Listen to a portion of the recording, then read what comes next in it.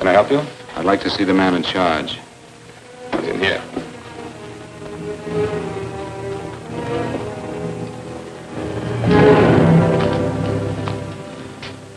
I want to report a murder. Sit down.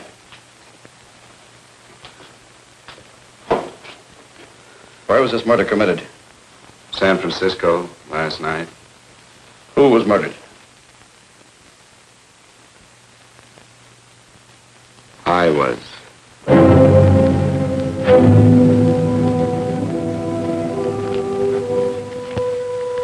Well, do you want to hear me out or don't you, Captain? I don't have very much time. Your name Bigelow? Frank Bigelow? That's right. Answer the San Francisco APB. Send it direct to Inspector Bannon at Homicide. Tell him we found Frank Bigelow. Go ahead, Mr. Bigelow. Well, this involves some other people, Captain. A number of other people. You tell it any way you like. I live in a little town called Banning out on the desert. It's on the way to Palm Springs.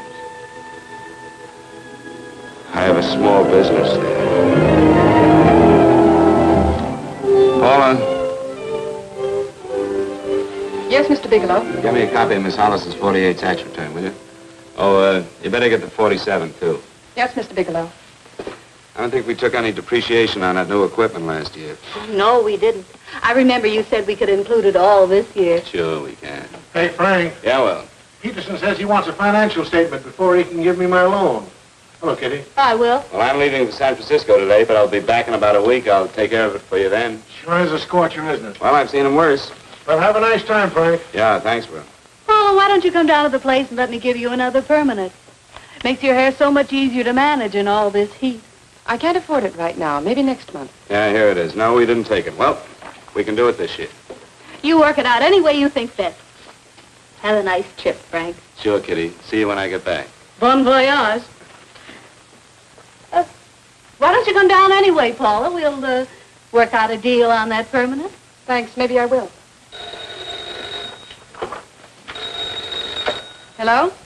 Oh, hello, Mr. Hawkins. Just a moment. Do you want him to send your ticket over? No, I'll pick it up myself.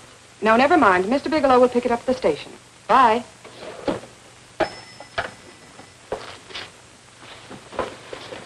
I want to go with you, Frank. Now, Paul, I'm just going on a little vacation. You know that? You want to go without me, don't you? Be gone just a week. And I suppose you just made up your mind to take this little vacation at 9 o'clock this morning? No, Paul, I meant to tell you about it a few days ago. I guess I forgot. Oh, you forgot. Paula, don't be like that. Don't be like what? You just drop a little announcement that you're going away. Not tomorrow or next week or next month, but today. No explanations, nothing. And I'm supposed to swallow the excuse that you need a little vacation. I just want to get away from town for a few days, that's all. Get away from this town or get away from me. Oh, Paula, please try to understand. How can you ask me to understand anything like this? No, I'm sorry, but I don't understand. Go to San Francisco, but don't expect me to be waiting for you when you get back.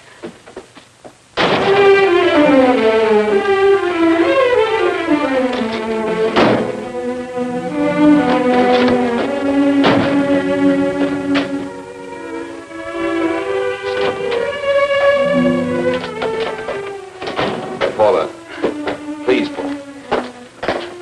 Come on, turn around, look.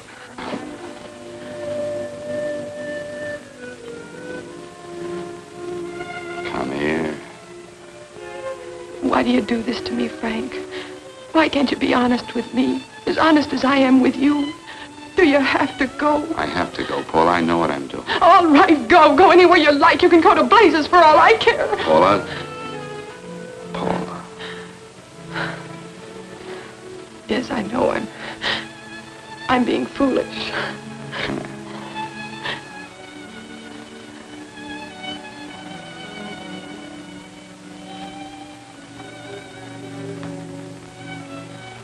Come on, fix your face. We'll go down to Eddie's and have a drink. All right, why not?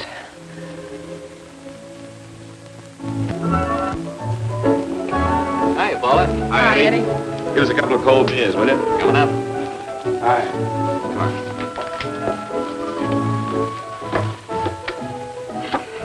What a relief. This air conditioning feels good. I sure wish we had it in the office. It'd make working a pleasure. Well, if it stays this hot, don't bother going in the rest of the week. I win 2 races today. How many did you lose? Now, you would have to ask that. Kind of early for you two, ain't it? Too hot to work. That's what I like to hear.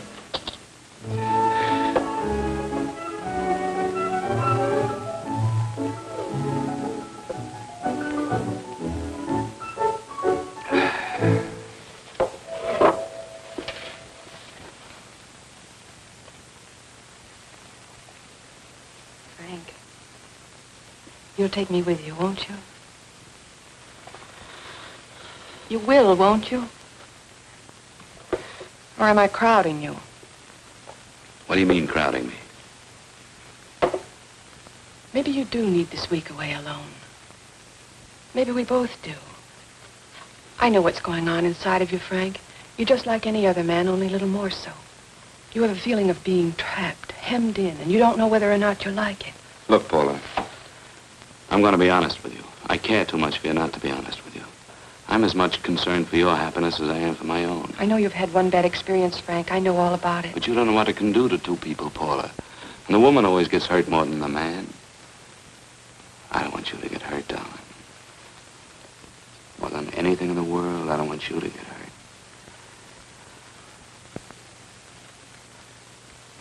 Want to hear some music? All right, Frank. Got a couple of nickels, Eddie? Yeah. This won't bother you, will it? Next result doesn't come in for half an hour.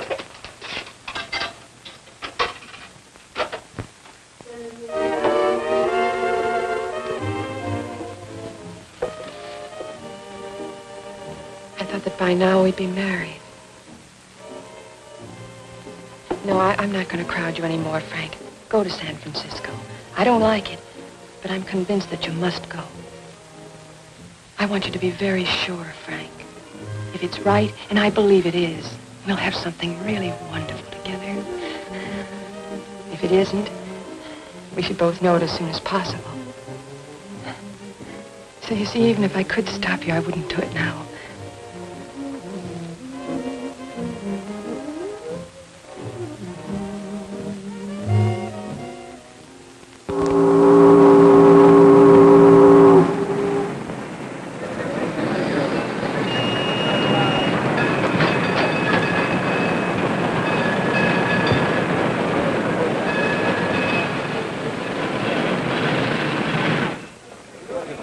Yes, sir.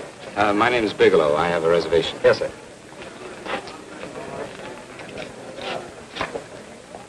Here we are, sir. My name is Bigelow. I have a reservation. I have it, sir. It's a very nice room on the 6th floor, facing the bay. Boy, this might help you enjoy your stay, Mr. Bigelow. It's a little booklet on how to have fun in San Francisco. Oh, thank you. Very welcome, sir. Thank you. Say, is it always like this around here? No, this is market week, and it's the last day, too. Boy, always around until you need them. Oh, 517? Thank you. Here's a message for you, Mr. Bigelow. Long-distance call came in about an hour ago from Banning, from a Paula Gibson. Oh, thank you. Very welcome. Show Mr. Bigelow to 618. Right this way, Slide.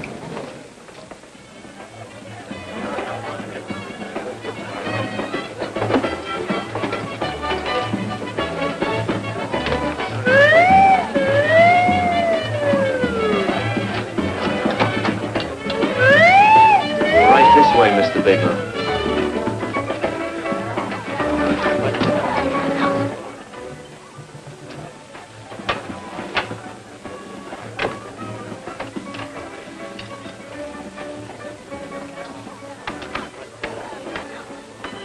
Is there anything else, Mr. Bigelow? Oh, yes, you can get me a dry Manhattan and a package of razor blades. Yes, sir. Thank you.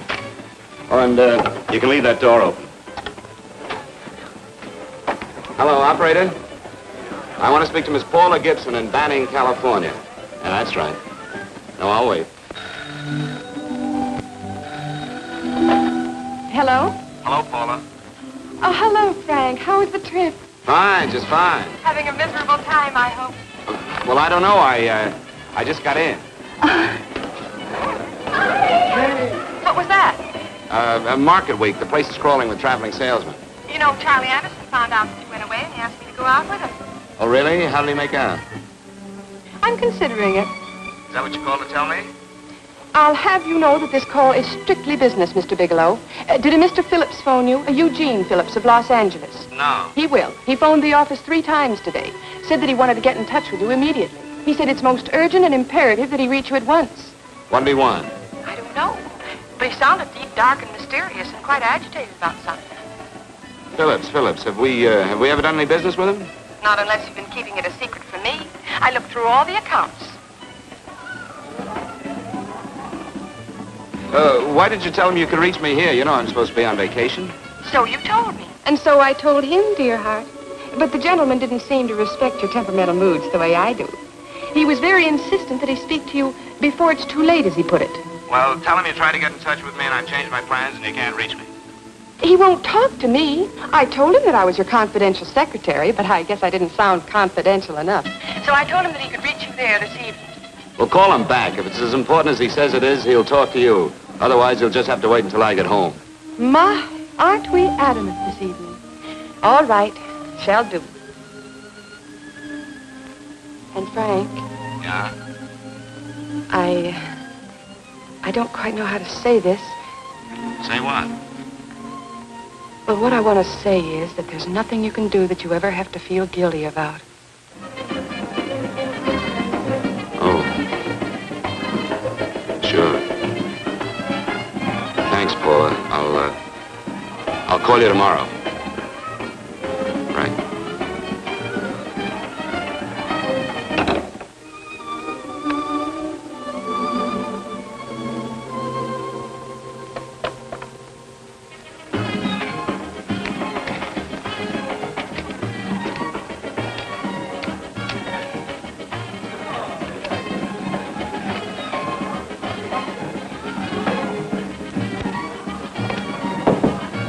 Oh, just put it there, please.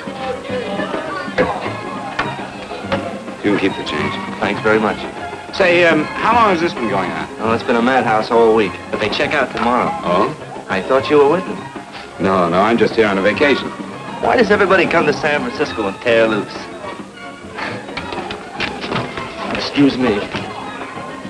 Say, I'm awfully sorry to bother you, but would you mind if I use your telephone? No, go right ahead. I'm just across the hall here. One of the boys is using my phone, and he's been on it for a half hour. I just want to call downstairs. Yeah. Thank you. Room service, please. Hey, things really picked up the last few days, didn't they? You read up much business? Well, I'm not here on business. Oh, room service? It's Mr. Haskell in 617. Yes, that's right. Would you send up 3 more bottles of bourbon and 2 scotch? Yeah, that's right. Oh, and some more ice, too. Yeah. All right, thank you. You here all alone? Yes, I just got in town. Well, why don't you join us for a drink? Well, I don't want to barge in on your party. Oh, nonsense. It's not a party. Just a few of the boys entertaining some buyers. You know, the usual thing. A few drinks and some laughs. It's no party. Come on. Well, Come on. All right. I know what it's like to be all alone in a strange city. I'm Sam Haskell. I'm Frank Bigelow. You think some of these guys never been away from home before? Yeah. Hey, quiet down a minute. Hey, will you quiet down a second? I want you to meet Frank Bigelow. Hello.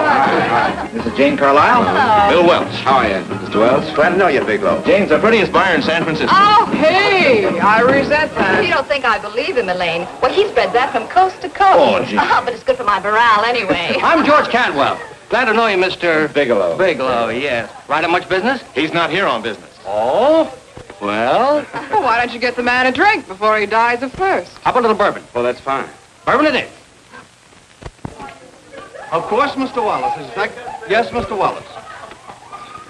But, Mr. Wallace, I'll need at least a week in Cleveland to visit all my accounts. I can't figure on being in Philadelphia until the 17th. Eddie, will you get off the phone? I want you to meet Frank Bigelow. That's his boss. He's been trying for an hour to get his expense account boosted. Yeah, the way this guy holds on to a dollar, you'd think they weren't printing them anymore. Yes, Mr. Wallace.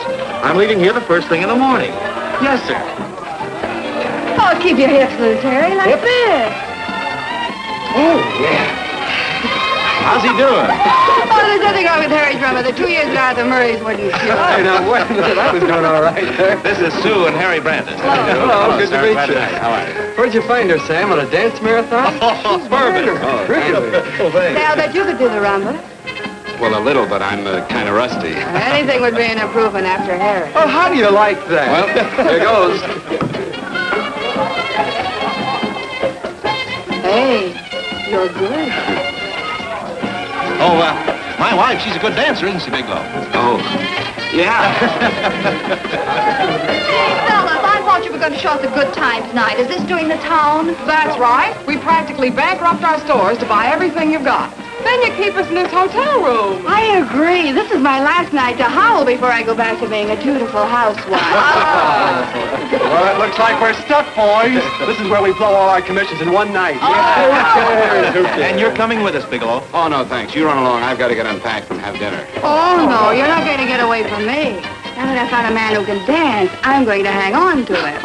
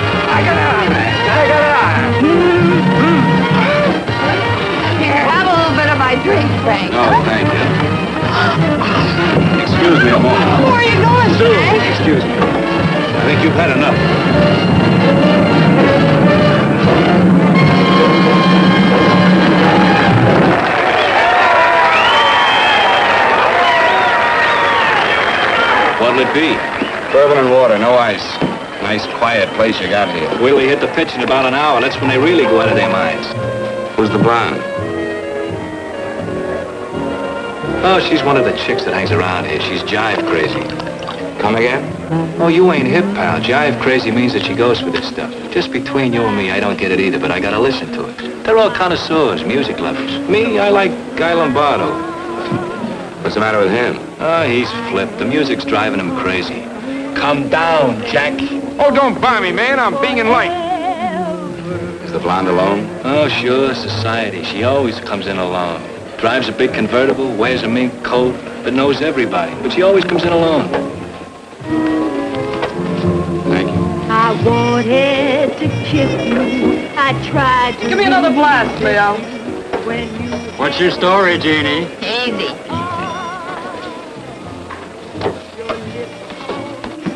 Hello. Easy. Dig the fisherman. Oh, that's really silk, isn't it? Can I buy you a drink? Sure thing. Give me a blast, Leo. Leo, I left my blast at the other end of the bar.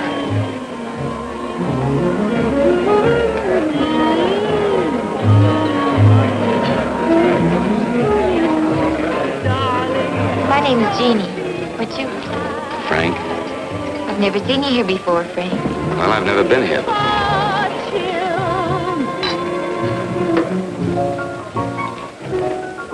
This is mine. Mine was bourbon. Well, sure it is. You saw me pour it. Give me a fresh drink. Anything you say. Oh, listen to that piano. Feel those vibrations. You don't get your kicks out of this, do you? I can live without it. Why do you stay here? I don't know. I bet I know. You're lonely in a big city. Why, you don't have to go into a routine with me. I like good company, too.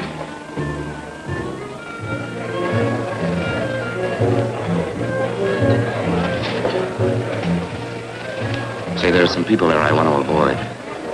Couldn't we get out of here? Let me think about it. Oh, come on. How about going somewhere else, then?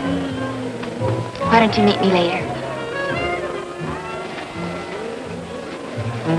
Okay. Where? I tried to forget you, but you whispered, darling, I love. Call me at that number later. It's my next stop. They've got a band there that'll really send you. See you, Jeannie. Easy.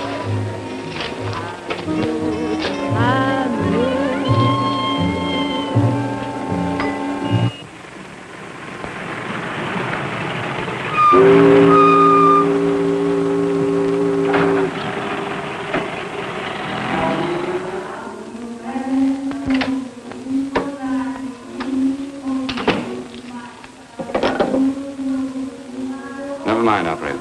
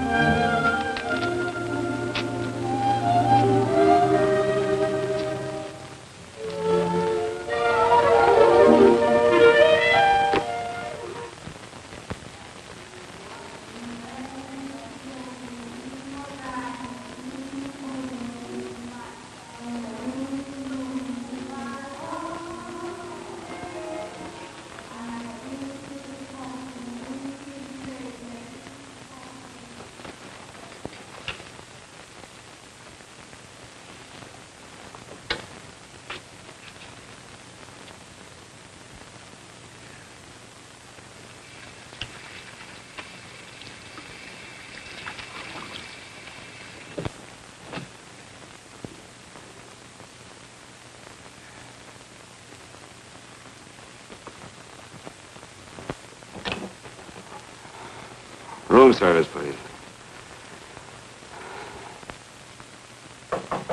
Come in.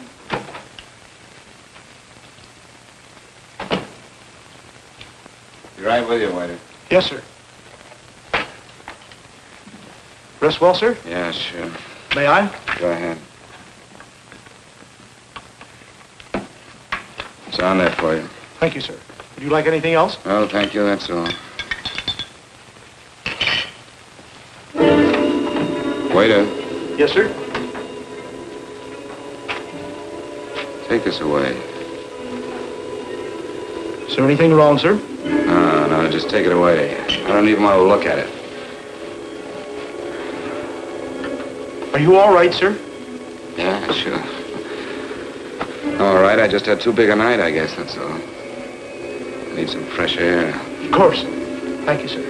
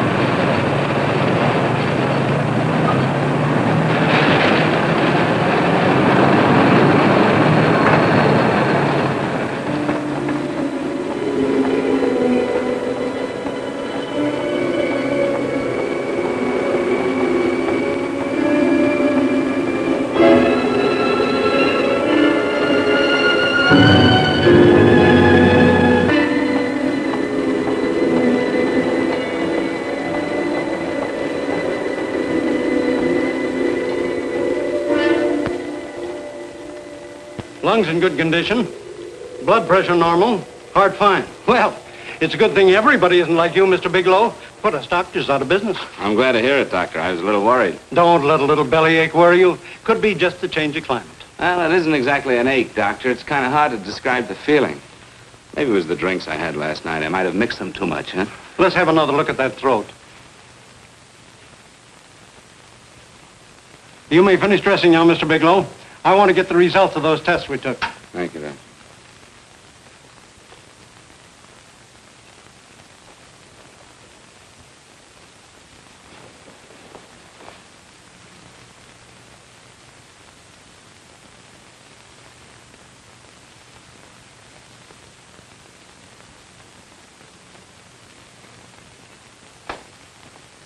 Mr. Bigelow, this is Dr. Schaefer. Hello, Doctor. How are you? Sit down, Mr. Bigelow. According to the information you gave Miss Wilson, you're not married, Mr. Bigelow. That's right. Do you have any relatives, family, anyone in San Francisco? No, no one. I don't know a soul in San Francisco. Where is your home? What is this, Doctor? Why all the questions? You're a very sick man, Mr. Bigelow. Sick? But you told me I was in good shape. Yes, I know. But my preliminary examination didn't reveal your true condition. You sound as if it's pretty serious, Doctor. It's extremely serious. I want you to understand that we wouldn't tell you something like this unless we were absolutely certain. Well, of course, of course. You must steel yourself for a shock, Mr. Bigelow. Well, go on, Doctor. What is it you're trying to tell me? Our tests reveal the presence in your body of a luminous toxic matter. What is that exactly? A poison that attacks the vital organs. Poison? We have no alternative but to tell you this. Your system has already absorbed sufficient toxin to prove fatal. I wish there was something that we could do. What do you mean, wish? You mean there's nothing? There is nothing anyone can do. This is one of the few poisons of its type for which there is no antidote. This is fantastic. This is the most ridiculous thing. You don't have very long. What do you mean? A day, possibly a week, 2 weeks at the outside. It's hard to say exactly. Oh, this is impossible. I don't believe it. You've made a mistake. That's it. It could be a mistake, couldn't it? You have made a mistake, haven't you? Answer me. Dr. Schaefer is an authority on toxicology. Been no mistake, Mr. Bigelow. Do you realize what you're saying? Well, you're telling me that I'm dead. Do you think you can explain my life away in just a few words? Why, I don't even know who you are. Why should I believe you? You must calm yourself, Mr. Bigelow. We want to offer you every assistance that we... Assistance? Who wants your assistance? Who wants anything from you? You're nothing but a couple of phonies. Why, I think you're crazy. That's it. You're crazy. The both of you. You're crazy.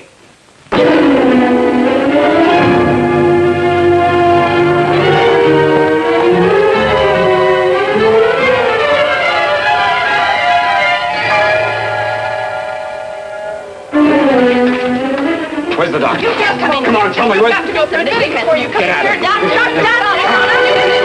What's the trouble here? What's the matter with you? Doctor, I want you to examine me for luminous poison. Come right in here.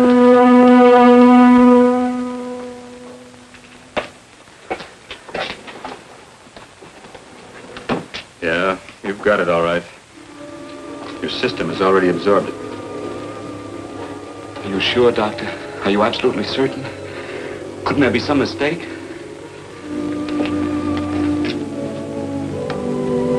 There it is. Toxin is actually luminous in the dark.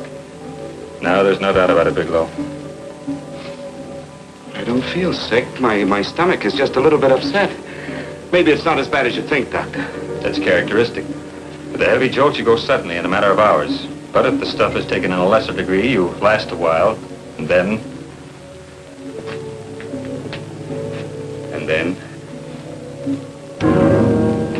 Give it to me straight, Doctor. Well, a number of things are involved. The systemic condition of the individual, the amount consumed, exertion. Yes? You won't feel too badly for a while. Then it will happen suddenly. A day, 2 days, a week at the most.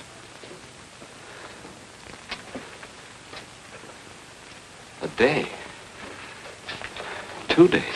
There's nothing that can be done now. If it had been caught in time, your stomach could have been washed out. But you've had it in you for some time now. For at least 12 hours, haven't you, Bigelow? I don't know. You don't know? No. Don't you know how you got it? No. This is no accident. Somebody knew how to handle that stuff. That wax is tasteless and odorless. The amount of alcohol in your body, you must have got it in liquor. I was drinking last night. Arrange for your admission to the hospital immediately. Of course, I'll have to notify the police. This is a case for homicide. Homicide? I don't think you fully understand, Bigelow. You've been murdered.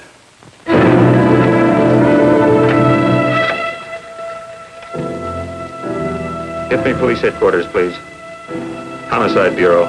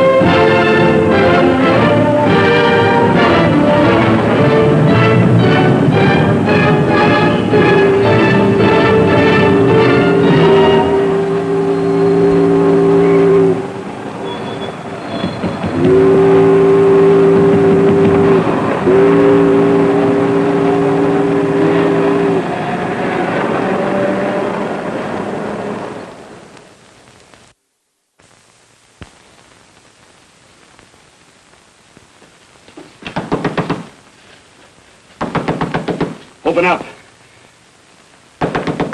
Open this door, I tell you. Open it up or I'll break it down. Where are those men? Where are those men who were here last night? I don't know. There are no men here. Please go away. Don't lie to me. Where are they? Mister, this lady just checked in. Those men aren't here no longer. They checked out the hotel early this morning. Checked out? Please go away. I'm sorry. I'm terribly sorry.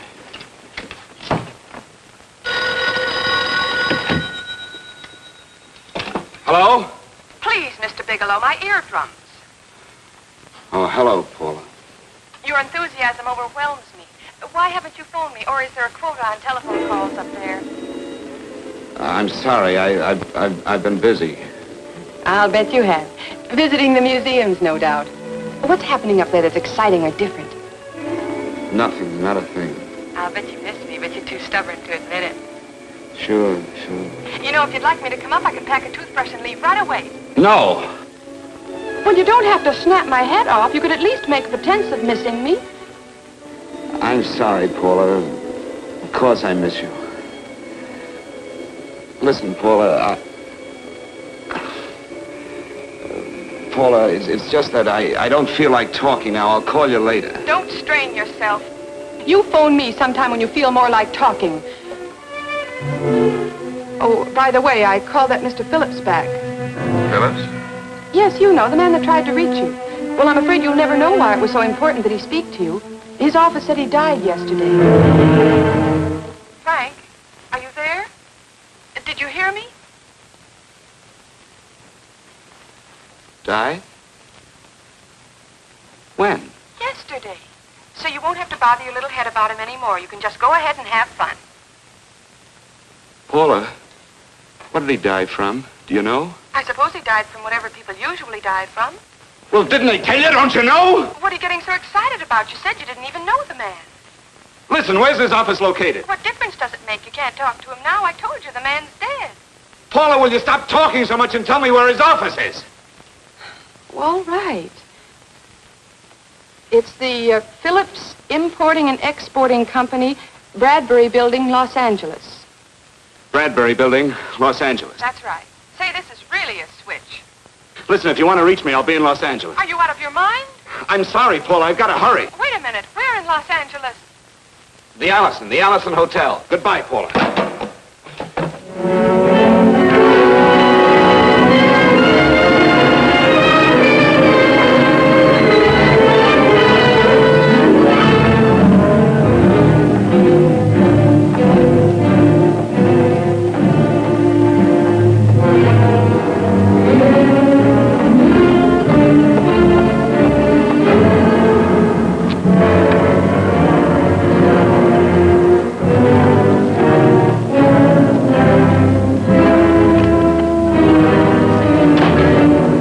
Someone in charge here. What is it in regard Well, to? it's a personal matter. It's quite urgent.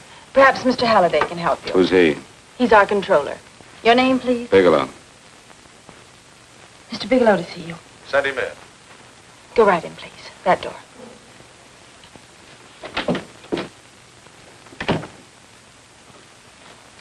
Mr. Bigelow? How are you, Mr. Halliday? What can I do for you? Well, Mr. Phillips phoned my office several times yesterday. I'd like to find out what it's all about. You know Mr. Phillips died yesterday? Yes, I know. But I don't understand. If he phoned you, didn't he tell you what it was about? Well, he didn't speak to me. I wasn't in my office at the time, and he wouldn't tell my secretary. Well, I'm afraid I can't be of much help, Mr. Bigelow. I've no idea why Mr. Phillips tried to reach you. I'm sorry you had to make the trip for nothing. How do you know I made a trip? I didn't say anything about making a trip. I merely said he phoned my office. My office could be here in Los Angeles. Miss Foster, Yes? didn't you mention something yesterday about Mr. Phillips speaking with Mr. Bigelow in San Francisco? I said that he had phoned Mr. Bigelow's office in Banning, but that Mr. Bigelow was staying at the St. Francis Hotel in San Francisco. I'm sorry you misunderstood me. Do you know why Mr. Phillips called? No, I don't. All right, thank you, Miss Foster. You can understand that we've been somewhat upset around here. Now, if you don't mind,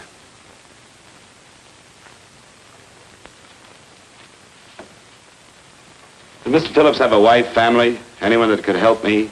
you can't intrude on people at a time like this just to satisfy some curiosity. It isn't just curiosity. Then I suggest you wait a week or so. I can't wait. Well, I'm sorry you'll have to. Well, there's always a phone book.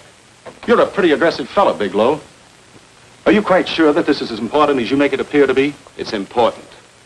Mrs. Phillips lives at the Sunset Arms Apartments. Thank you. I needn't tell you she's under a strain. I suppose you're capable of using a little more tact with her than you demonstrated with me. I think I can handle it. By the way, what was the cause of Mr. Phillips' death? Suicide. He leaped from the balcony of his apartment.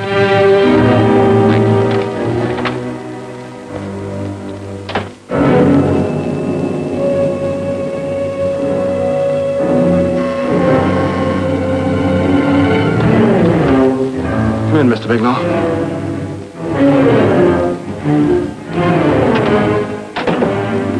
I'm Stanley Phillips, Eugene's brother.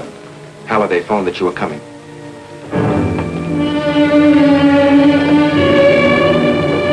This is my sister-in-law, Mrs. Phillips. I'll try to make this as brief as possible, Mrs. Phillips. I'm afraid I can't be of any help to you, Mr. Bigelow. I haven't the slightest idea why my husband wanted to speak to you. guess Halliday covered just about everything. Did your husband ever mention anything about me, Mrs. Phillips? Anything at all? No. I can't recall Eugene ever having mentioned your name.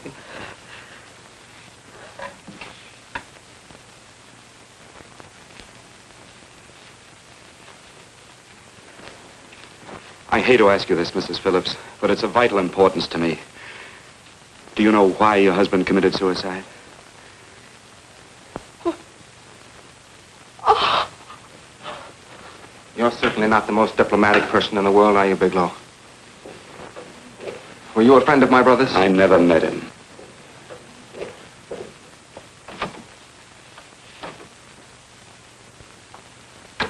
My brother was in a jam, a pretty bad jam. He was arrested 2 days ago. He sold some iridium to a dealer by the name of Majak. It's a very rare metal, very costly. Anyway, the iridium turned out to be stolen.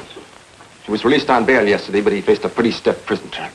And have committed suicide for less. Yes, I know. That's how the police feel about it. What puzzles me, though, is this crooked deal.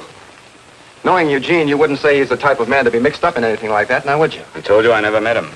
That's right, so you did. Now, what's this all got to do with you, Bigelow? I don't know. Let's come clean with each other, Bigelow. Surely you must have some idea why my brother was so desperate to contact you. I have no idea. That's odd. Then how could it be of such vital importance to you? Well, you seem to know the answer to everything else. Maybe you know the answer to that one, too.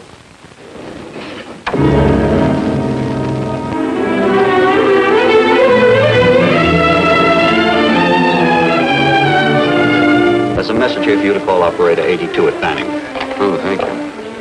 Show Mr. Bigelow to room 821. Say, would you have the operator put this call through to my room right away? I'll take it up there. Thank you. Hello, operator. I'll call you if I need anything. Thank you, sir. Hello, Paula? Well, Sinbad, I'd just about given you up for lost. Do you mind telling me just why you rushed down to Los Angeles? I can't explain it to you just now, Paula. I just can't explain it. What's going on, Frank? You don't even sound like yourself. Well, I'm just a little tired, Paula, that's all. But I miss you. Oh, Frank. I can't tell you how good it is to hear you say that. And here I was worrying that I'd lost my charm. When are you coming home, Frank? Soon, Paula. I'll be home soon. I'll go right out and get myself a permanent so I'll be pretty when you see me. Hey, guess what? I found that Phillips name in your notarial ledger. Notarial ledger? Yes, of all places. I remember now I made the entry myself. You had notarized a paper one morning before I came to work. What kind of paper was it? A bill of sale for a George Reynolds made out to Eugene Phillips of Los Angeles. So you see, I was right. We hadn't done any business with Phillips, only indirectly. What was the bill of sale for? A shipment of iridium, whatever that is. Iridium?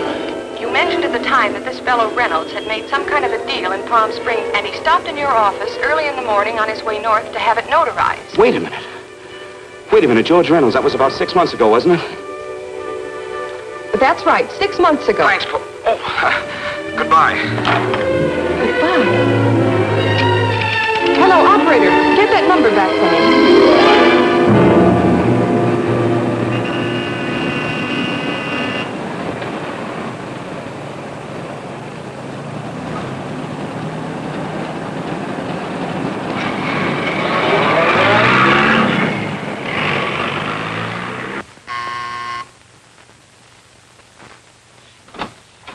I've got to talk to you, Mrs. Phillips. Please, go away. I want to be left alone. But I found out why your husband wanted to see me. It was in connection with a bill of sale. Come in. Thank you. What do you know about a man named George Reynolds? George Reynolds? Yes. Why, that's the man my husband claimed sold him the iridium. And what did Reynolds claim? Reynolds disappeared. Yes? About 2 months ago, my husband grew suspicious that something was wrong. Since then, he tried in every way to locate Reynolds, but could find no trace of him. But I don't get it. Your husband could have proved he made a legitimate deal by showing the bill of sale he got from Reynolds. Then there was a bill of sale? Yes, of course there was. My husband swore there was, but at the time of his arrest, he couldn't find it. It was mysteriously missing. Well, then, if your husband could have shown proof, it would have been George Reynolds who would have faced the prison term. Eugene was convinced that Reynolds had stolen the bill of sale. He was the only one who had reason to eliminate evidence of the transaction. Thank you, Mrs. you very much. You've been very helpful. Oh, if you'd only come sooner, Mr. Bigelow. My husband might be alive today.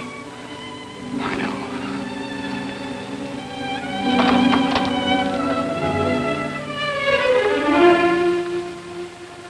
The only thing that puzzles me, Miss Phillips, is that you haven't asked how I knew there was a bill of sale.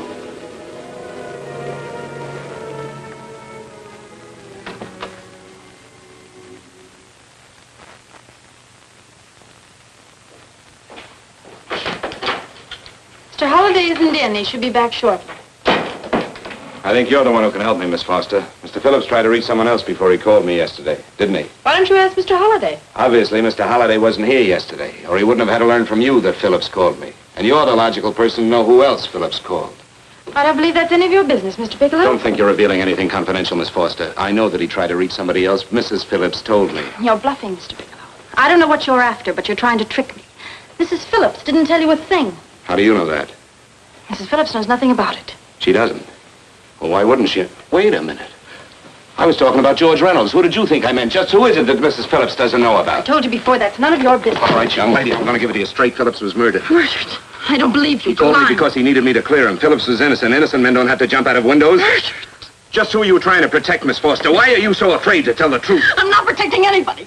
I haven't any more to say. All right, young listen to me. This thing is going to explode wide open. If you've got nothing to hide, you better start talking. Or maybe you are mixed up. No! Well, then, come on. Mr. Phillips called Marla Rakubian. He went to see her yesterday morning. Who's Marla Rakubian? She's a model.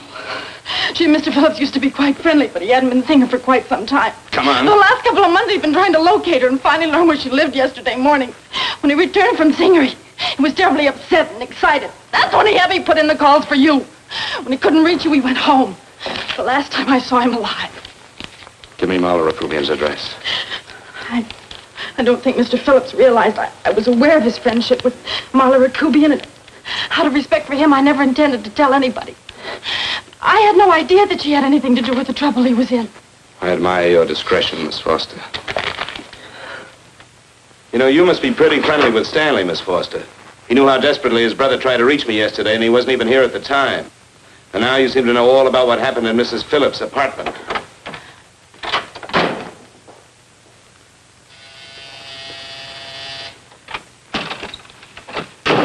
Miss Rakubian? Yes? What do you want? Get out of here or I'll call the Go police. ahead, call him. Oh, go ahead, call him. Going on a trip, huh? Yes, going away for the weekend. Sailing for Buenos Aires tomorrow, some weekend. I'll send you a postcard. Now get out of here. Who are you going with, George Reynolds? Never heard of him. I suppose you've never heard of Eugene Phillips either. Just who are you? What do you want? Never mind who I am. Where's Reynolds? I told you I don't know him. Now will you get out of here and leave me alone?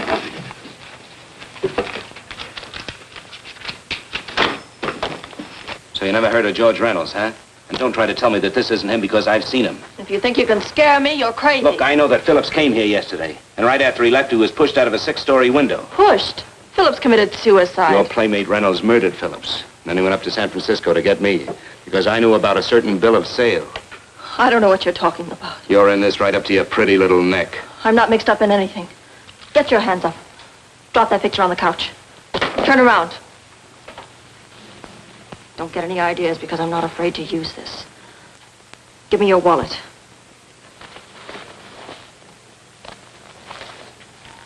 Frank Bigelow, Hotel Alex. All right, now where's Reynolds? I don't know. I don't know where he is. Is that what you told Phillips yesterday? I told him exactly what I'm telling you. I haven't heard from him in months. Yeah? You're mighty careful of the picture of a man you haven't heard from in months.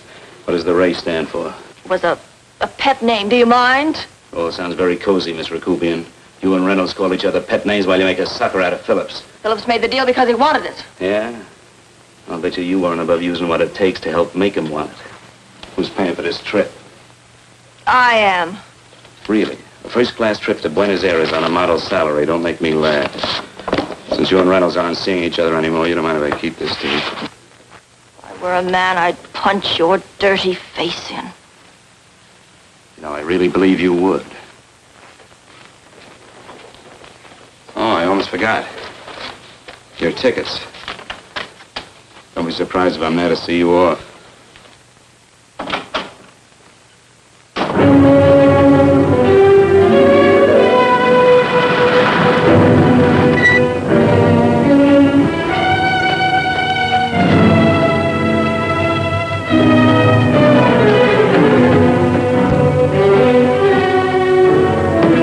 Angelo.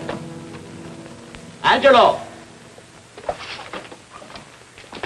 Oh, Angelo. Do you remember taking this picture of a George Reynolds? I take so many pictures, I can't remember them all. This gentleman is a friend of his and would like his address. We have no card on him. I don't think we ought to do that. He's willing to pay $20 for it. That's the paper we used last year. Of course, you understand, we usually don't give out the information about our clients. I know, you're a couple of high-class fellas. Thank you. Revealing anything confidential is against the ethics of our establishment. That's right. Honesty is the best policy. Of course. But in your case, inasmuch as you're a personal friend of Mr. Reynolds... Thanks. I knew you'd come through. Got it. Here it is. We don't have his address. He must have called for the picture. But he couldn't have been a very good friend of yours, mister. Because his name is not George Reynolds. It isn't? Well, what is it? It's a... Huh? Oh. Yeah, it's Raymond Rakubian. Rakubian? What's so unusual about that? The picture's signed Ray, isn't it? Yeah. Yeah.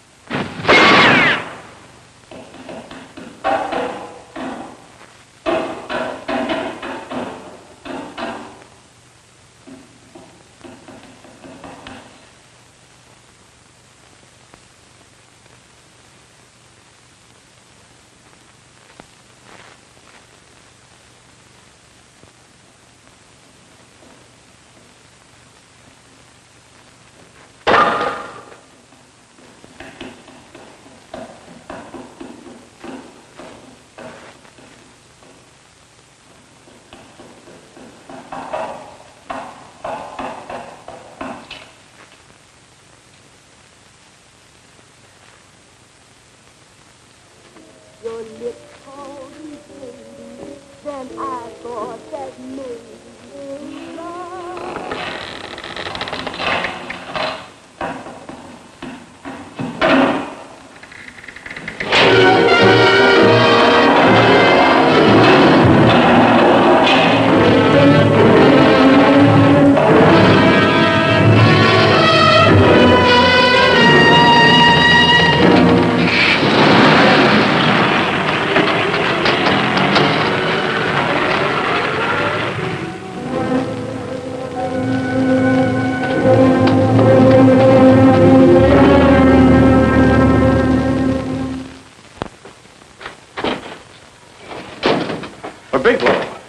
Are you all right? Can I get you anything? No, thanks. Do you know this man? No. No, I don't think so. Are you sure you've never seen him? I'm quite sure. Does the name Raymond Rakubian mean anything to you? No, I never heard of him. Why? He also uses the name George Reynolds. This is Reynolds? That's right. Well, where can we find him? That's what I want to know. Tell me something, Halliday. You're the controller here. How come you didn't know about that bill of sale? Phillips made that deal before I came to work here. Yeah, but you still keep records, don't you? For some reason, which is none of my business, Phillips preferred to keep that among his personal papers. Now, does that answer your question? You came in here today asking for some information that you needed, and I tried to be as cooperative as I could. But now you're beginning to annoy me. So get out before I throw you out.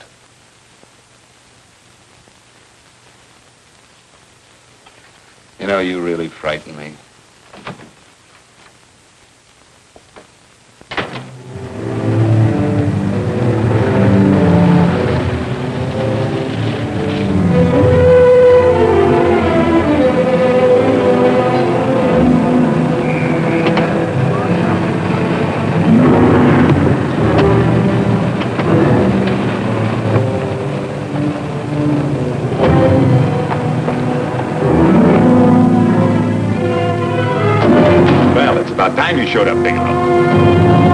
Go ahead, Dave.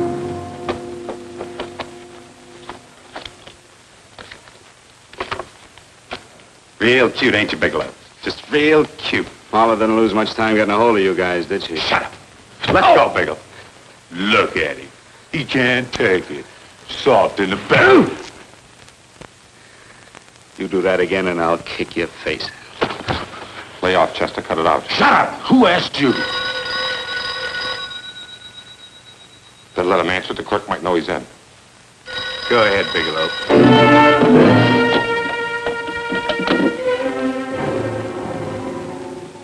Hello? Frank. Frank, why did you hang up on me? I've been trying to get you for hours. I'm sorry, Paula. I was in a hurry. Well, don't be in such a hurry this time. You didn't give me a chance to finish what I had to say. I wanted to tell you that McGowan was in hollering his head off because you didn't go over the books. Tell McGowan to get another auditor. Sure. Sure, I'll just do that little thing and lose the best paying account we've got. Do as I tell you, Paula. Frank, are you drunk? Paula, how much we got in the bank? About $2,200. Draw it out tomorrow. Sure. Then what do? Skip town without paying our bills? Forget the bills. You know that coat you always wanted? Buy it. You are drunk. You know, if I didn't have such a good character, I'd be tempted to take advantage of your intoxicated state, Mr. Bigelow. I'm not drunk, Paula. Well, then don't tell me that one day away from me can affect you this way. Cut it short. Paula, Yes? I'm sorry I left you. I never realized how much I love you. But I know it now. Oh, Frank, darling, I love you too so very much. Please come home. I miss you terribly. I said cut it short. I'd just love to let you have it, Bigelow. Let's go, Chester. This guy's kept us waiting long enough now. Walk in front of me, Bigelow. And keep your mouth shut. If you so much as look cross-eyed at anybody, I'll blow the back of your skull out.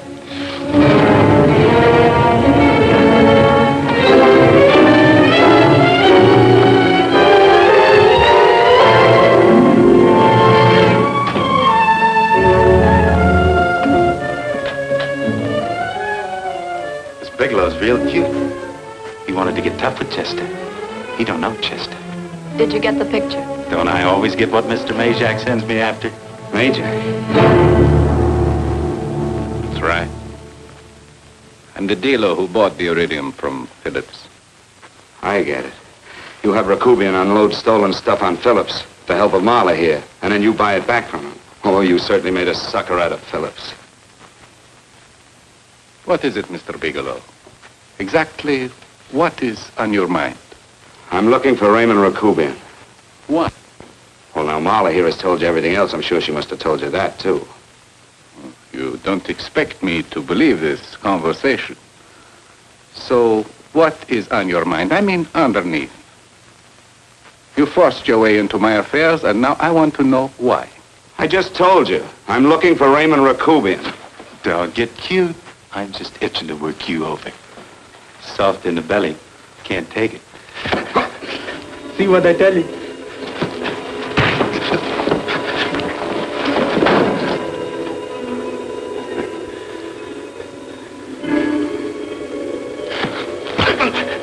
Can't do that to Chester. I'm gonna blow your guts out. Easy. Lay off, Chester. Not now. Look at him. He's so scared of Chester, he talk now.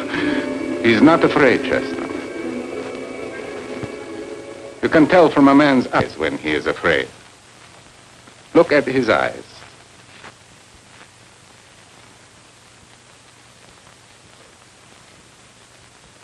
Oh!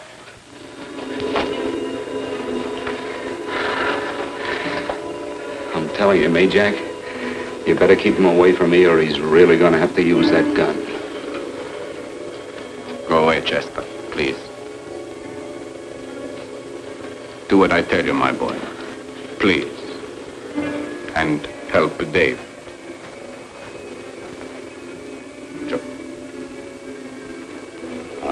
You're in pain. an unfortunate boy. He's psychopathic.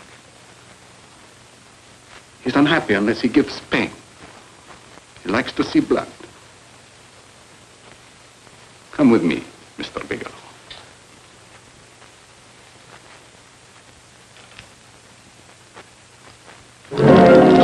Raymond Rakubian was my nephew.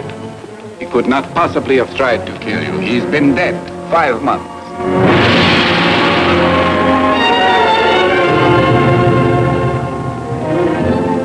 I'm afraid you have been sidetracked.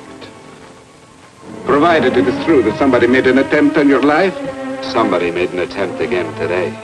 I had no reason to kill you, believe me. What do you mean you had no reason? I notarized a certain bill of sale. You notarized the bill of sale for Reynolds, not Rakubian. Now, what I told you was true. I had no reason to kill you. That's a closet, Mr. Bigelow. And under other circumstances, you could go home now.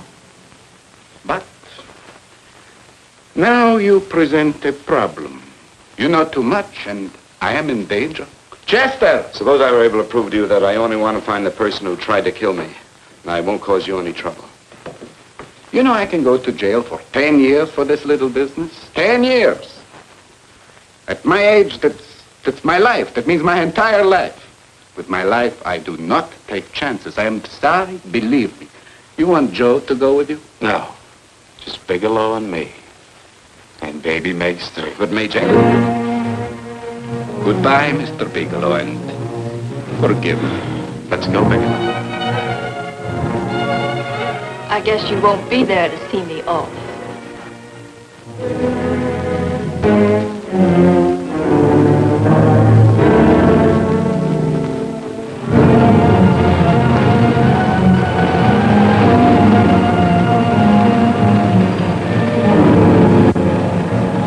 You tried to make a boob out of me in front of May Jack. You shouldn't have done that, Bigelow. I don't like that. I'm going to enjoy this, Bigelow. I've done jobs like this before. I knocked off guys I could like. But I don't like you, Bigelow. I never liked that puss of yours from the minute I seen it. Yeah. I'm going to enjoy this.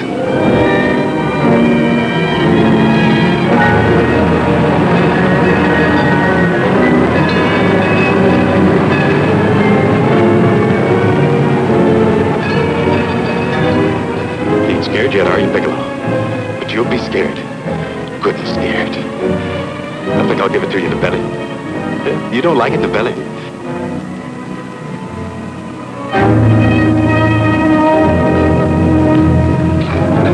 Good. Try it. I'd just love you to try it, Bigelow. Why don't you try it? Go ahead.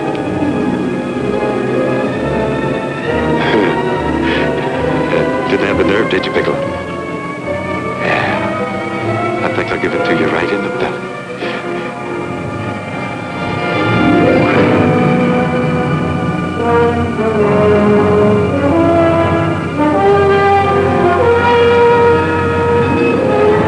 It takes longer when you get it in the belly. It's nice and slow. That's the way I want to see you go, Bigelow. Nice and slow.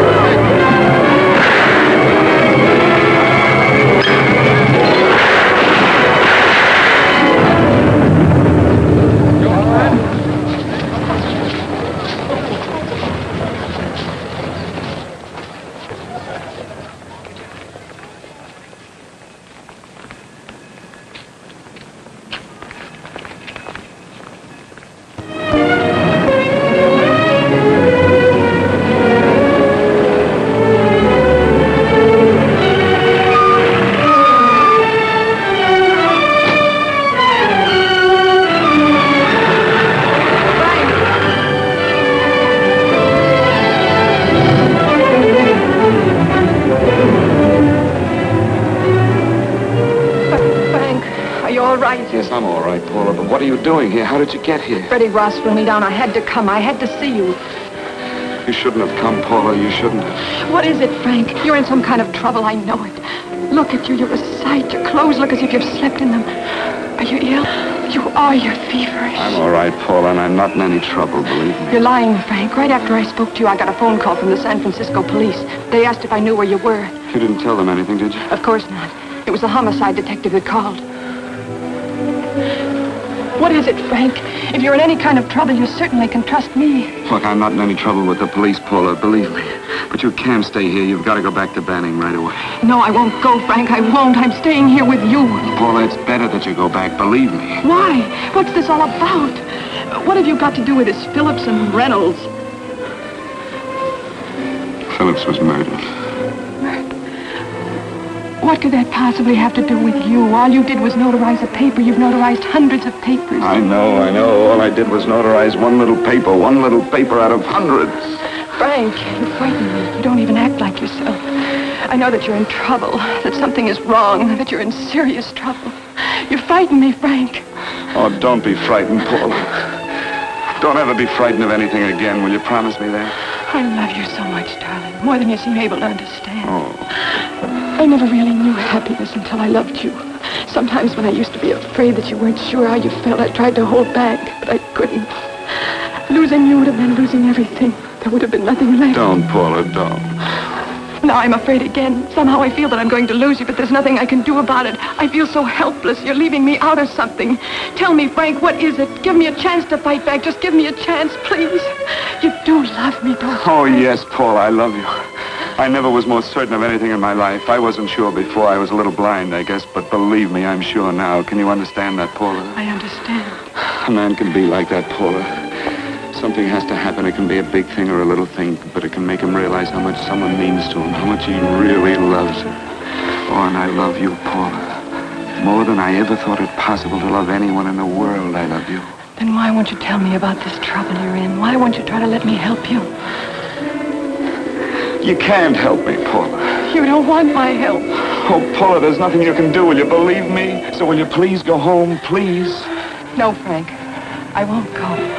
I know you're in trouble. I can't leave you like this. All right, Paula, look, wait for me in the lobby of the hotel, and I'll be back for you soon, I promise. You promise? You're yes, sure? Paula, I promise. Is that a new outfit? Yes. Oh, it's beautiful.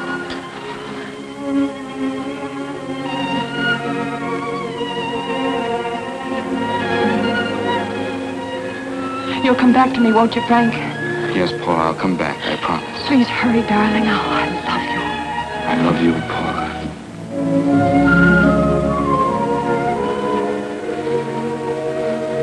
Goodbye, Paula.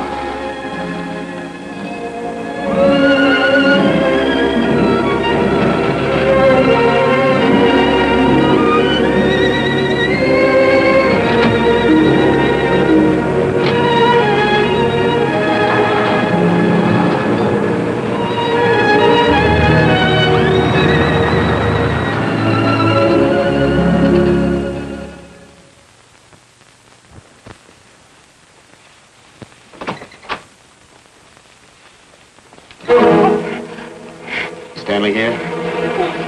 You sure? All right, get in there. Now get Stanley on the phone. Tell him to come over here right away. Use any excuse you want. What are you going to do? What was Stanley going to do when he used me for a clay pigeon today? I don't know what you're talking about. Don't act innocent with me. I fell for that once. I don't know what you mean. I told you everything you wanted to know this morning. Yeah, you told me just enough so I'd get sidetracked and wouldn't know that Stanley was the one I was after. Stanley? Oh, no. You and Stanley have been together on this from the start. Now, come on, get on that phone and call him. Don't let him know I'm here. Bigelow.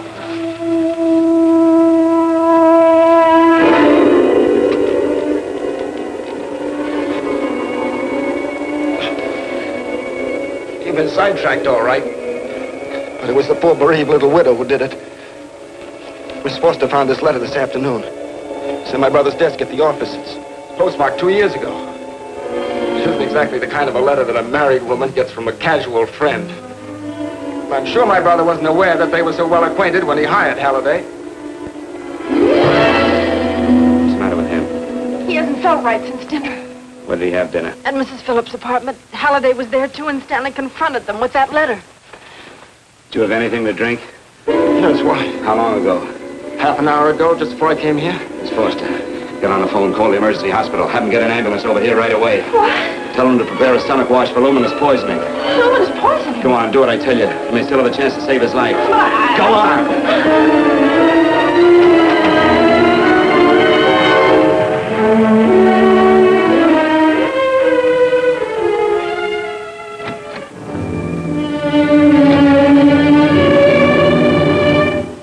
I found George Reynolds, Mrs. Phillips. He's been dead for 5 months. And he didn't steal the bill of sale. No, he didn't. But you could have stolen it. How dare you? You knew who I was when I came here today. But you were surprised to see me alive, weren't you? But I'm not alive, Mrs. Phillips. Sure, I can stand here and talk to you. I can breathe and I can move. But I'm not alive. Because I did take that poison. And nothing can save me. What are you going to do? If I kill you now, I have nothing to lose. No, you've got to listen to me. You've got to give me a chance. But I didn't have a chance. It was Halliday. Believe me, it was Halliday. He made me steal the bill of sale. He planned everything. What about this letter? Your husband knew about you and Halliday. He found it only yesterday. He accused Halliday. They fought, and Halliday pushed him over this balcony. And why me? Why did he want to kill me? Because you could have proved there was a bill of sale, that my husband had no reason to commit suicide. Halliday was desperate. After he killed my husband, he found out about the phone calls to you. He thought you spoke to him, that you knew enough to involve him.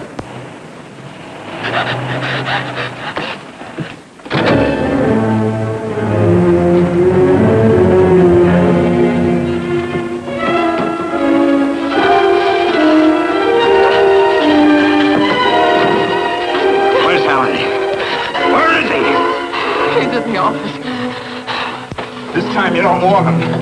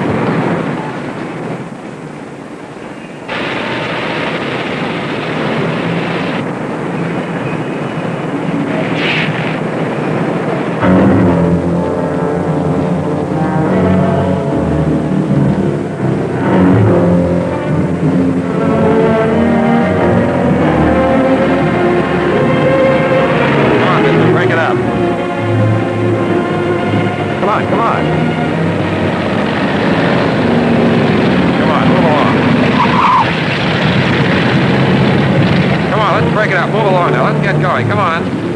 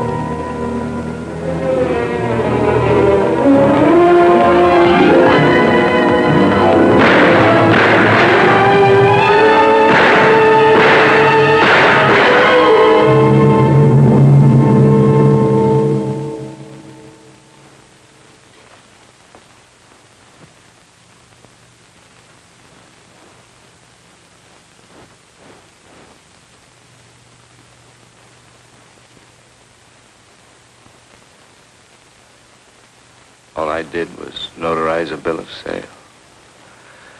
But that piece of paper could have proven that Phillips didn't commit suicide. He was murdered. And that's why Halliday poisoned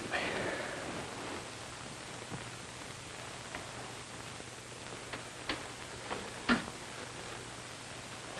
Would you?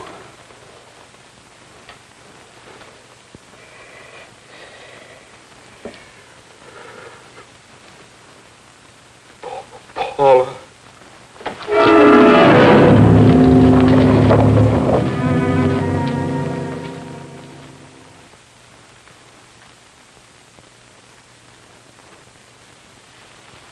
Call the morgue.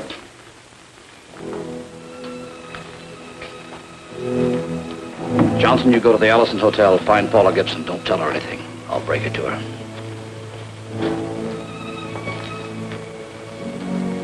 How shall I make out the report on him, Captain? Better make it dead on arrival.